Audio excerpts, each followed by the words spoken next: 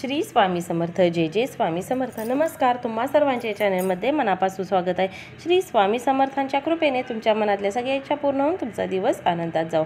यंदा 3 ऑक्टोबरपासून नवरात्रीला सुरुवात झाली आहे. या नवरात्रीच्या 9 दिवसांमध्ये आपण देवीच्या 9 रूपांची पूजा करत असतो. तसेच या 9 दिवसांमध्ये कन्यापूजनाला देखील विशेष महत्त्व आहे. कन्यापूजना दिवशी आपण काय करत असतो, लहान मुलींची दुर्गा स्वरूपात पूजा करत असतो. दुर्गा देवी म्हणून आपण लहान मुलींची पूजा केली जाते.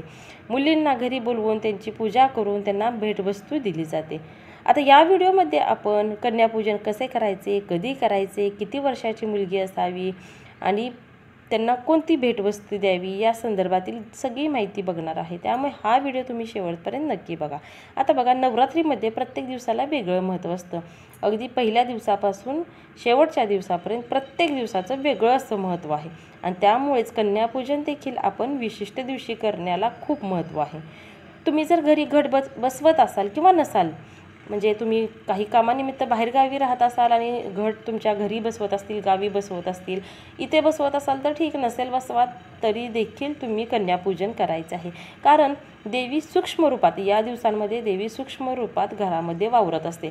तुम्ही अखंड दिवा लावत असाल त्यामुळे देखील असेल किंवा घट बसवत असाल, नसाल तरी देखील तुम्ही कन्यापूजन करायचं आहे. कारण देवी सूक्ष्म रूपात घरात वावरत असते आणि कन्यापूजन केल्यामुळे आपल्याला दुर्गा देवीचे पूजन केल्याचे फळ मिळते.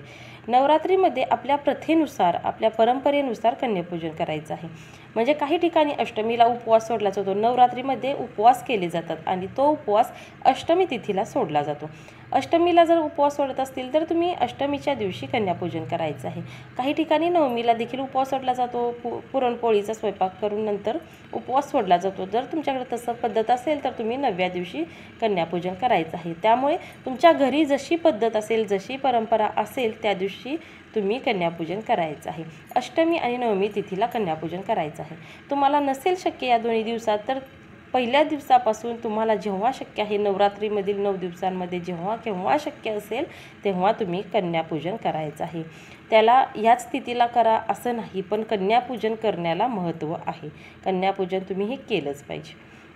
मुलींना देवीचे रूप मानले जाते आणि त्यामुळे जर मुलींना आपण भोजन अर्पण केले तर आणि त्यांचा मान सन्मान केला तर आपल्या घरामध्ये सुखसमृद्धी नांदते, शांतता लाभते, यश समाधान मिळते.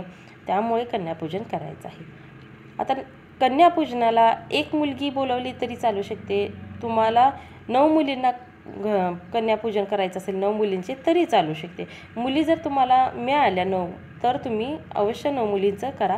नाही मिळाल्या, तुम्हाला नाही शक्य झालं 9 मुलींना जमा करणं, तर तुम्ही एका मुलीचं करा किंवा 5 मुलीचं, 7 मुलीचं, जेवढ्या तुम्हाला मुली उपलब्ध होतील तेवढ्या मुलींचं तुम्ही कन्यापूजन करायचं आहे. आता 9 जर मुलींचं कन्यापूजन तुम्ही करत असाल तर त्या 9 मुलींसोबत एका मुलाला देखील, लहान मुलाला देखील तुम्हाला जेवण घालायचं आहे.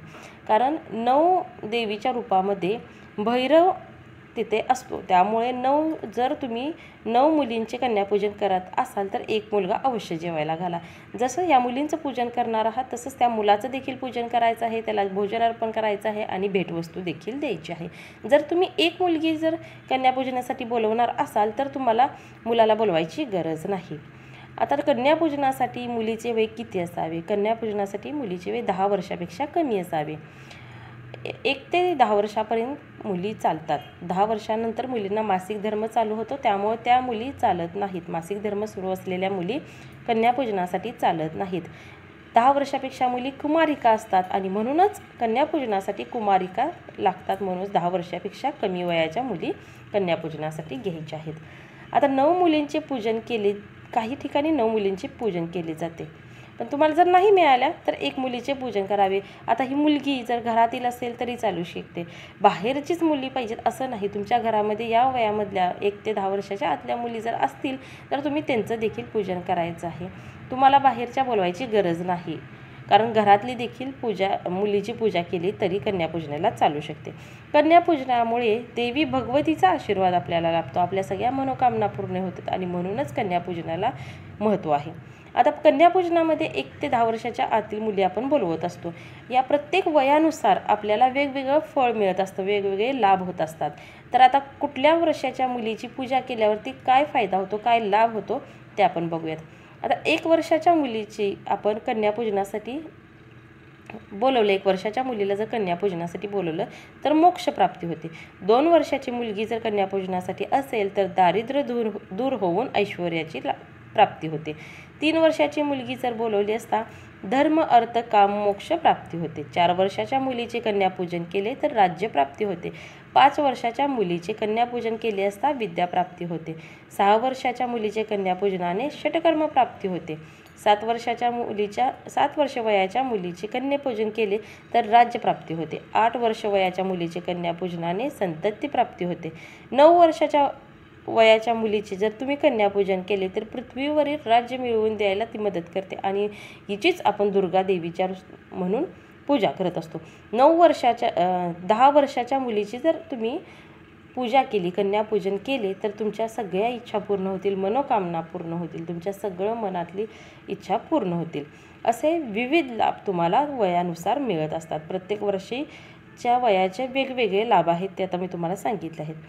कन्यापूजन करताना काय करायचं असतं, त्या जेवढ्या मुली तुम्ही बोलवणार असाल, 9 मुली बोलवणार असाल तर 9 मुलींचं, नाहीतर 1 मुलगी असेल तर 1 मुली, तिला घरी बोलवायचं आहे. तिला चौरंगावरती किंवा पाटावरती बसवून तामणामध्ये पाय ठेवून तिचे पाय स्वच्छ धुवायचे. दुधाने किंवा पाण्याने पाय स्वच्छ धुवून घ्यायचे आहेत. नंतर स्वच्छ पुसून त्यावरती हळदी कुंकवाचं स्वस्तिक काढायचं आहे.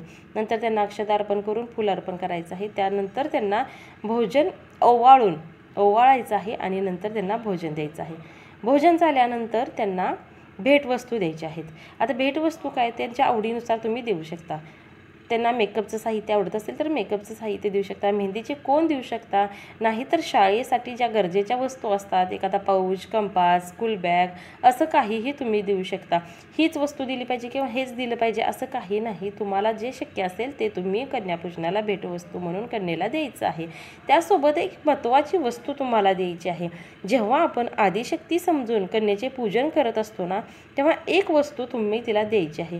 ती वस्तू तुम्ही कन्येला दिल्यामुळे कन्यापूजनाचे 100% फळ तुम्हाला मिळणार आहे. त्यामुळे ही वस्तू तुम्ही या सगळ्या भेटवस्तूंसोबत द्यायची आहे. ती वस्तू म्हणजे काय, नारळ. श्रीफळ हे कन्यापूजनेला कन्यापूजन झाल्यानंतर कन्येला भेटवस्तू म्हणून द्यायचं आहे. एक नारळ घ्यायचा आहे, त्याच्यावरती एक नाणं ठेवायचं आहे आणि ती भेटवस्तू आपण कन्येला द्यायची आहे. ही भेटवस्तू तुम्ही दिली असता तुम्हाला कन्यापूजनेचे 100% फळ मिळणार आहे. आता ह्या व्हिडिओमध्ये सांगितलेली माहिती जर तुम्हाला आवडली असेल तर तुम्ही या चॅनेलला नक्की सबस्क्राईब करा. सबस्क्राईब केला असेल तर लाईक आणि शेअर करा. श्री स्वामी समर्थ.